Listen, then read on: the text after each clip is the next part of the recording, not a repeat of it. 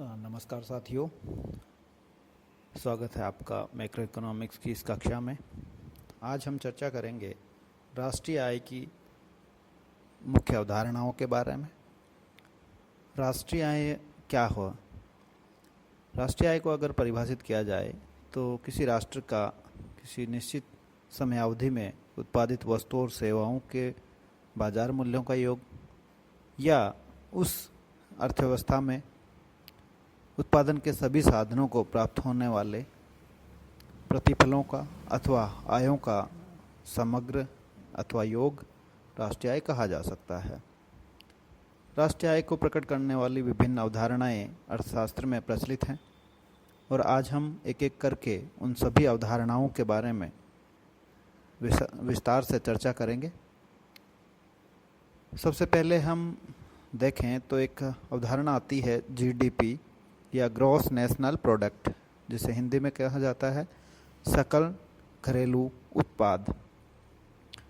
जी हाँ, और ये जो अवधारणाएं हैं वो दो तरीके से ज्ञात की जाती हैं, एक बाजार मूल्य पर, दूसरी साधन लागत पर। जब बाजार मूल्य की बात की जाती है तो किसी भी अवधारणा के अंतर्गत उस कैलकुलेशन में या उस जो गणना कार्य किया जाता है उसमें बाजार की कीमतों के आधार पर मूल्यों का आकलन किया जाता है। तो यहाँ हम बात करें सकल घरेलू उत्पाद की या जीडीपी एट मार्केट प्राइस या बाजार मूल्य पर, तो इसमें क्या क्या चीज़ें शामिल होती हैं। तो सकल घरेलू उत्पाद, तीन शब्द है यहाँ पे, जिसको अंग्रेजी में कहा जाए तो है ग्रॉस डोमेस्टिक प्रोडक्ट। तो ग्रॉस से मतलब होता है कि जो उत्पादन हुआ है वो संपूर्ण रूप से उसका मूल्य लिया गया है। घरेलू से तात्पर्य अगर देखा जाए तो डोमेस्टिक, यानी कि किसी अर्थव्यवस्था या किसी राष्ट्र की सीमाओं के भीतर जो उत्पादन किया गया है उससे संबंधित है। उत्पाद यानी कि वस्तु और सेवाएं जो भी प्रोडक्ट एंड सर्विसेज प्रोडक्ट की गई हैं, तो इन सब का जो बाजार मूल्य जोड़ा जाएगा तो उससे हमें प्राप्त होगा सकल घरेलू उत्पाद। तो अगर हम देखें इसको एक परिभाषा के रूप में तो वो निकल के आता है कि किसी देश की घरेलू सीमा के भीतर किसी एक वर्ष की अवधि में उत्पादित की गई सभी अंतिम वस्तुओं और सेवाओं के बाजार मूल्य के समग्र योग को सकल घरेलू उत्पाद या जीडीपी एट मार्केट प्राइस कहा जाएगा। तो यहाँ एक बात और विशेष रूप से रेखांकित करने योग्य है कि इसमें केवल अंतिम वस्तु और सेवाओं का मूल्य ही शामिल किया जाता है और मध्यमवर्ती वस्तुओं का मूल्य इसमें शामिल नहीं किया जाता है, क्योंकि अगर मध्यमवर्ती वस्तुओं का मूल्य इसमें शामिल किया जाएगा तो डबल काउंटिंग की समस्या या दोहरी गणना की समस्या उत्पन्न हो जाएगी, क्योंकि अंतिम उत्पाद में उसके मध्यमवर्ती उत्पादों का मूल्य भी शामिल होता है। और एक और मुख्य बात है कि इसमें एक समयावधि है, अर्थात एक वर्ष की अवधि इसमें ली जाती है। तो इस प्रकार मुख्य बातें हमें समझ में आ गई हैं कि अंतिम वस्तु और सेवाएं होंगी, उनका बाजार मूल्य शामिल किया जाएगा और वो सभी एक देश की सीमा के अंतर्गत उत्पादित की जाती हैं। उत्पादन हो सकता है उनका देश के नागरिकों के द्वारा की जाए अथवा विदेश की कंपनियों और विदेश के नागरिकों के स्वामित्व वाली कंपनियों द्वारा की जाए, लेकिन उत्पादन हमारे देश की सीमा में ही होना आवश्यक है, तभी उसको घरेलू उत्पाद के रूप में लिया जाएगा। इसमें अंतिम वस्तुओं की बात हो गई है। इसके अलावा जीडीपी जो है उसमें समयावधि की बात हो गई है। घरेलू शब्द का उपयोग हमने समझ लिया है, तो अब इसकी मुख्य मुख्य बातें हैं वो हमें समझ में आ गई हैं। तो अगर भारत के संदर्भ में देखा जाए तो जीडीपी जो है वो इस तरीके से ज्ञात की जा सकती है। जीडीपी के अंतर्गत उपभोग वस्तुओं की जो वस्तु और सेवाएं हैं कंज्यूमर के लिए, यानी कि उपभोक्ताओं के लिए जो वस्तु और सेवाओं का उत्पादन होता है उसको सी से डिनोट किया जा सकता है। इन्वेस्टमेंट के लिए जो वस्तु और सेवाएं उत्पादित की जाती है उनको हम आई से डिनोट कर सकते हैं। इसके अलावा गवर्नमेंट सेक्टर के द्वारा उपभोग के लिए और इन्वेस्टमेंट दोनों कार्य किए जाते हैं, तो उनके लिए जी यानी कि गवर्नमेंट से एक्सपेंडिचर के रूप में।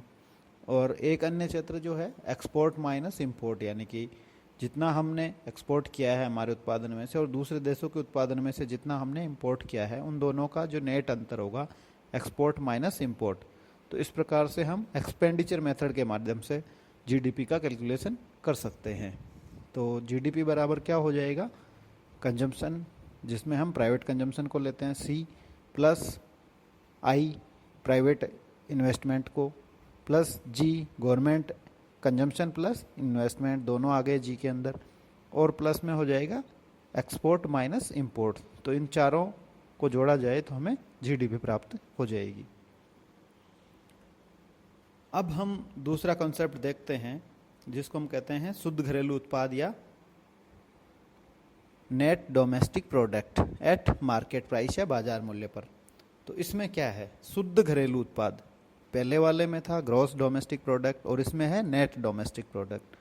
तो ग्रॉस से नेट निकालना हो तो उत्पादन के अंदर जो मूल्यह्रास हुआ है, अर्थात वस्तुओं और सेवाओं के उत्पादन करने की दौरान मशीनों में जो घिसावट या टूट फूट हुई है, उसको वापस से ठीक करने में जो कॉस्ट हमें आती है या उत्पादन की जो क्षमता में कमी आती है घिसावट की वजह से, वियर एंड टीयर की वजह से, जिसको हम अंग्रेजी में डेप्रिसिएशन कहते हैं, हिंदी में मूल्यह्रास कहते हैं।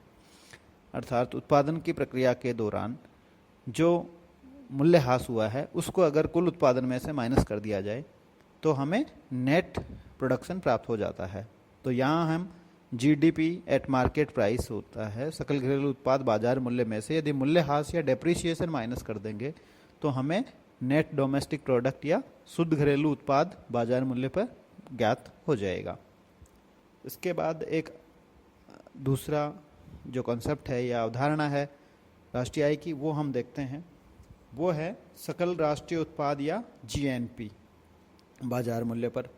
तो यहाँ हम बात कर रहे हैं ग्रॉस नेशनल प्रोडक्ट की कर रहे थे, अब यहाँ वर्ड आ गया है नेशनल। तो इसमें क्या अंतर होता है वो हम देखते हैं। इसके अंतर्गत क्या शामिल होता है कि किसी देश के नागरिकों अथवा निवासियों द्वारा एक वर्ष की अवधि में उत्पादित अंतिम वस्तु और सेवाओं के बाजार मूल्यों के योग को सकल राष्ट्रीय उत्पाद या जीएनपी एट मार्केट प्राइस कहा जाता है। इसे ज्ञात करने के लिए क्या करना पड़ता है, बाजार मूल्य पर सकल घरेलू उत्पाद, जो कि हमने पहला कॉन्सेप्ट देखा है, उसमें विदेशों से शुद्ध साधन आय को जोड़ दिया जाता है। अर्थात इसके लिए क्या किया जाता है कि जीडीपी में से हमारे देश में विदेश की स्वामित्व वाली कंपनियों के द्वारा उत्पादित वस्तुओं और सेवाओं के मूल्य को माइनस करेंगे और हमारे देश के नागरिकों के स्वामित्व वाली कंपनियां जो कि विदेशों में प्रोडक्शन कर रही हैं, उनके द्वारा उत्पादित वस्तुओं और सेवाओं के मूल्य को जोड़ देंगे। अर्थात हमारे देश में विदेशियों के द्वारा जो उत्पादन हो रहा है उसको हमारे जीडीपी में माइनस किया जाएगा और विदेशों में हमारे देश के लोगों के द्वारा जो प्रोडक्शन हो रहा है उसके मूल्य को जोड़ लिया जाएगा, तो नेशनल प्रोडक्शन आ जाएगा, अर्थात ग्रॉस नेशनल प्रोडक्ट आ जाएगा। तो विदेशों से शुद्ध साधन आय का मतलब हो गया कि हमारे साधन जो विदेश में लग रहे हैं वो कितना कमा के हमारे देश में ला रहे हैं और विदेशों के साधन हमारे देश में काम करके कितना वहाँ उनके देश में कमा के ले जा रहे हैं। तो इनका जो नेट होगा, इनका जो अंतर होगा, शुद्ध अंतर भारत के पक्ष में, उसको हम जीडीपी में जोड़ लेंगे। तो इस प्रकार से जीएनपी आपका या